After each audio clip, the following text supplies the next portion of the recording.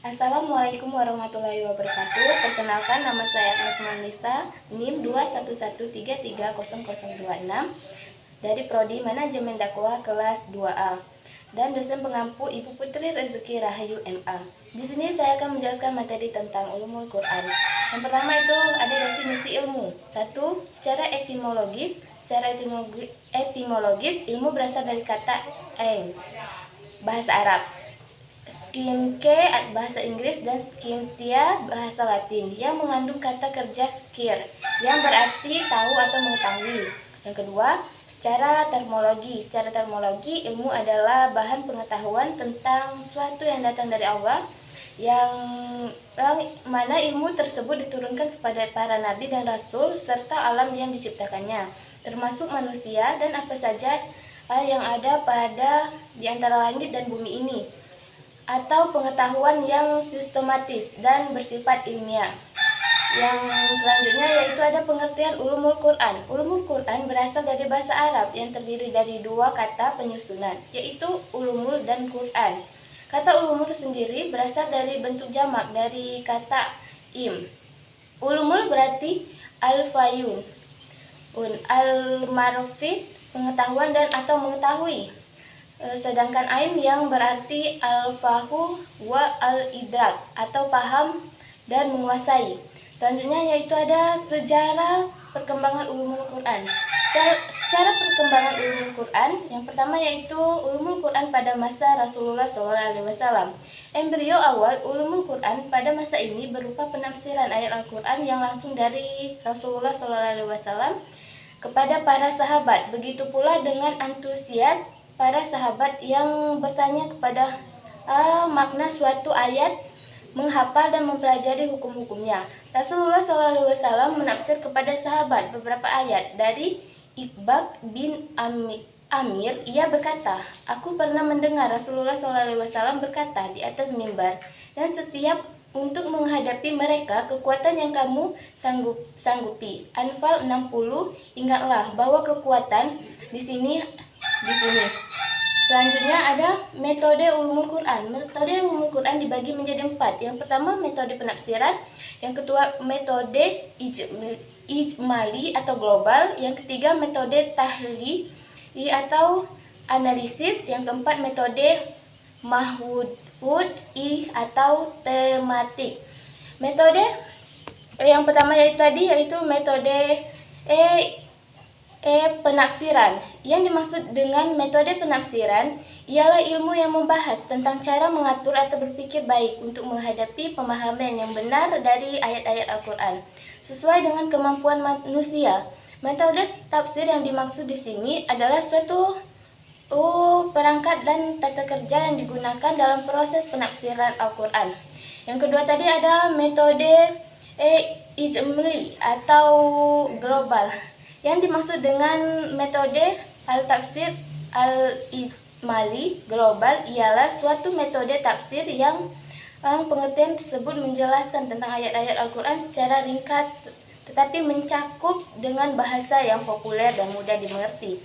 Selanjutnya ada metode tahlili atau analisis. Yang dimaksud dengan metode ini ialah menafsirkan ayat-ayat Al-Quran dengan memaparkan segala aspek yang dikandung di dalam ayat-ayat yang ditafsirkan serta merangkum makna-makna yang tercantum di dalam suatu atau keahlian dalam kecenderungan mufasir yang memaparkan ayat-ayat tersebut. Selanjutnya yaitu ada metode mukarin atau komprehensif. Metode ini memiliki dua pengertian. Yang pertama, membandingkan teks atau naskah ayat-ayat Al-Quran yang memiliki penafsiran atau kemiripan redaksi atau dua kasus atau lebih. Pengertian yang kedua yaitu membandingkan ayat-ayat Al-Quran dengan hadis Nabi SAW yang pada akhirnya terlihat keterangan. Selanjutnya yaitu ada metode mad'ui atau tematik. Yang dimaksud dengan metode wad'ui ialah bahasa ayat-ayat Al-Quran yang sesuai dengan tema atau judul. Yang selanjutnya ada upaya pendekatan terhadap metode studi ulumul Quran. Yang pertama yaitu ada pendekatan linguistik. Pendekatan linguistik atau bisa disebut kebahasaan memiliki alasan yang kuat. Mengingat Al-Quran merupakan pesan-pesan Allah yang dikemukakan media atau bahasa. Cara paling mendasar untuk memecahkan pesan-pesan ini adalah mencocokkan dengan pengetahuan atau kebahasaan yang secara konvensional telah berlaku dalam kehidupan bahasa Arab. Yang kedua ada pendekatan berbasis logika. Ketika suatu memiliki banyak alternatif makna, maka yang akan dipilih atau diterapkan adalah melalui suatu ayat. Agar dapat menjawabnya, seseorang mufasir harus mengaktifkan seluruh daya pikiran atau ijtihad. Selanjutnya ada yang ketiga, pendekatan berbasis tasawuf. Seseorang mufasir yang mendekati Al-Quran secara mistis memiliki ayat-ayat Al-Quran sebagai simbol atau isyarat, merujuk pada perkara yang melalui makna bahasanya. Dengan kata lain, merupakan para pengguna pendekatan Al-Quran ini.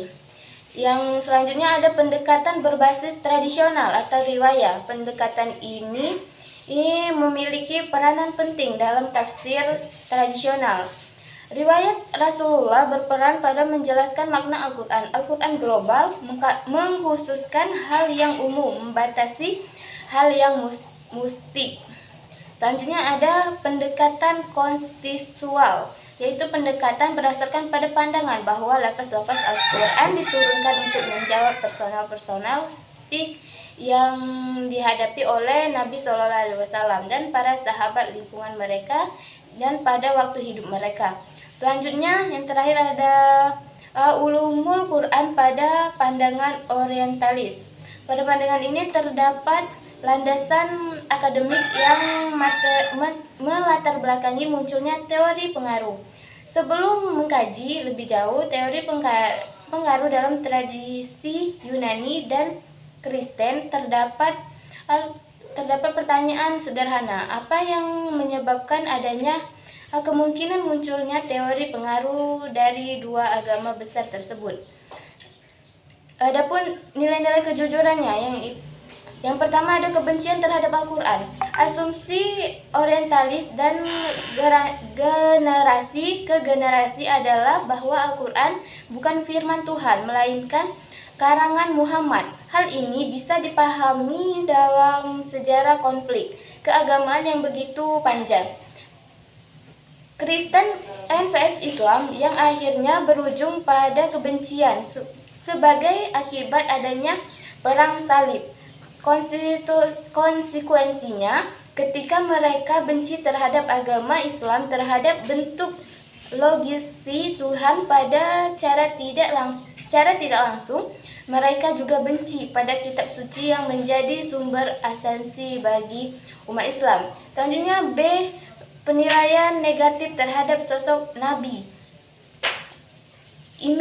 Image negatif terhadap Nabi Muhammad dalam kajian dan literatur sejarah barat, kasus di Eropa secara mulai tersebar tampak pada tahun 1120-21. Nama Nabi Muhammad kemudian diubah menjadi sebutan Mohammed atau Muhammad, sebagaimana yang kemudian oleh W. Montgomery Watt dalam tulisannya Muhammad Prophet and Statement menyebutkan bahwa sebuah Muhammad berarti pangeran kegelapan dan nama kejahatan. Yang terakhir ada pandangan sejarah barat tentang teori pengaruh. Yunani Kristen pada bagian penulisan mencoba mempengaruhi sistem organisasi bahwa Al-Quran banyak diwarnai kosakata dan ajaran Yunani Kristen sebagai dasar pijakan atau kajian. Secara khusus, tulisan ini terus difokuskan pada dua kelompok besar. Pertama ialah mereka yang mengatakan adanya pengaruh Yahudi dalam Al-Quran. Kedua ialah mereka yang berasumsi adanya pengaruh Kristen dalam Al-Quran. Baiklah, mungkin itulah penyampaian materi dari saya.